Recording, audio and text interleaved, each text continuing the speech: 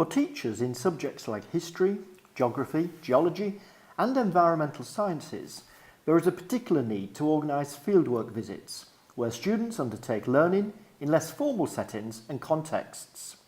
Technology is increasingly used to support such visits, and this case study explores how tablet computers like the iPad are being used by trainee history teachers to make learning more situated and more authentic. Before the development of the personal mobile phone, and more recently tablet computers like the iPad, fieldwork was undertaken using clipboards, pens and pencils, and perhaps a camera to capture images of the setting.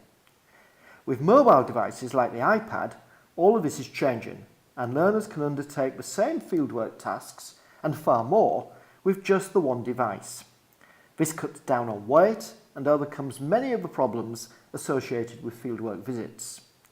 All of the information students collect whilst on the visit is stored in one place on the device in a digital format, making it more manageable and easier to access at a later date.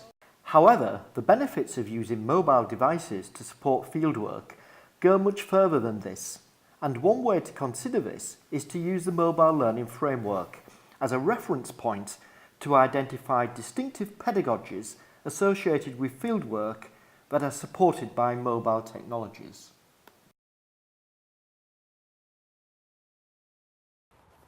This is the first opportunity that students have had to visit a Commonwealth War Grave site, and they're just getting a general view of the nature of the memorials. We're also looking at the whole idea of memory and why we remember in the way that we remember. Using mobile devices during a visit to a historical site, like the battlefields of World War I, is a highly situated experience, since students are learning in the same place the event took place. Okay, so the reason why we're here is because this sign here shows the extent of the British advance on the 20th of November 1916, right at the end of the Battle of the Somme. Yeah, having the ability to directly compare something like a map straight in front of you and be able to interact with it whilst you're at the site is actually really handy, to be able to get like points of view and to be able to position yourself in terms of actual warfare. Research suggests this form of learning, referred to as situated learning, makes the topic more relevant and more memorable for learners. And this applies across many subject disciplines, not just history. I think it's quite good that children have the instructions to listen to, because obviously if they don't understand it they can discuss with one another, or they can repeat the instructions by repressing the button, and have a look also at the pictures in the iBook as well.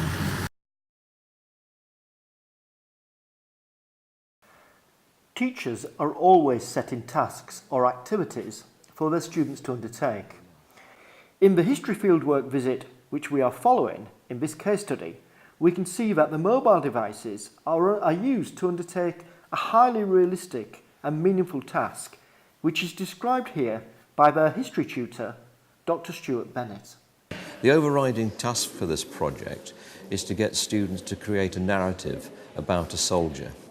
So the whole idea of it is for them to create a narrative using all the information that they collect, to bring it together in the form of an iBook, which they can then use as part of an assessed piece of work that they're doing at the university.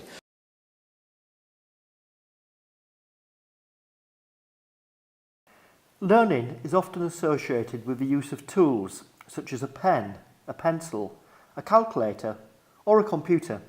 Mobile devices are also a tool, and they can be used to make learning more authentic.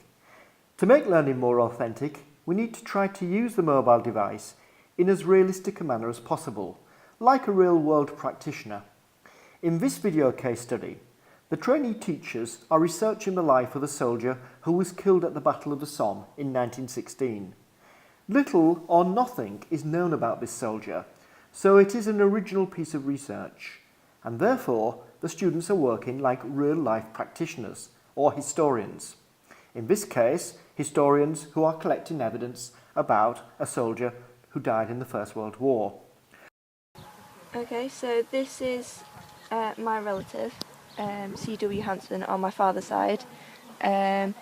He was only 21 when he died, and he was part of the Northumberland Fusiliers.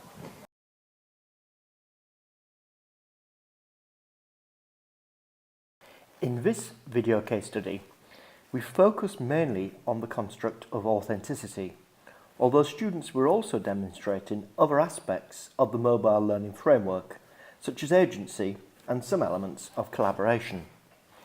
If we step back from the activity itself, we can use the subconstructs of the mobile learning framework to evaluate how authentic the use of mobile technologies was in this case study.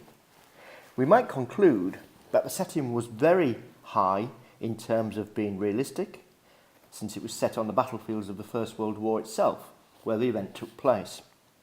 We might also conclude that the task was high in authenticity because it was highly realistic and very contextualised, with the students using their mobile device to research the life of a real and actual soldier who died on the Battle of the Somme. In terms of the tool itself, we might decide that this is similar to how a real practitioner, in this case a historian, might collect data, although perhaps not identical.